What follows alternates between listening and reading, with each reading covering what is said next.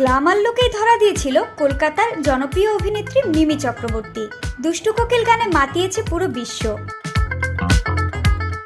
স্ক্রিনে বেশ হাসি খুশিভাবে অভিনেত্রীর দেখা মিললেও মিমি চক্রবর্তীকে নিয়ে দর্শক মনে কৌতূহলের শেষ নেই। তিনি ইনস্টাগ্রামে যাই পোস্ট করুন না কেন তা ভক্ত অনুরাগীদের চোখ এড়ানো যায় না। নায়িকা যতটা জনপ্রিয়, তার আদরের তিনটি পোষ্য চিকু, ম্যাক্স আর জাদুও ঠিক ততটাই জনপ্রিয়। তাদের নানা ধরনের কর্মকাণ্ড মাঝে মাঝে ইনস্টাগ্রামে পোস্ট করতে থাকেন এই অভিনেত্রী।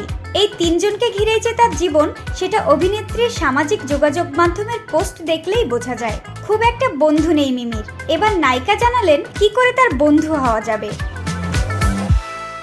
সামাজিক যোগাযোগ মাধ্যমে একটি ছবির পোস্টের মাধ্যমে মিমি চক্রবর্তী জানিয়েছেন, আমার বন্ধু হতে চাইলে নয় কুকুর হতে হবে, না হলে কুকুর থাকতে হবে।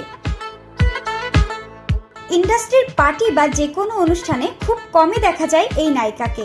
মা বাবা আর 3 পোষ্যকে ঘিরেই তার জীবন আবর্তিত।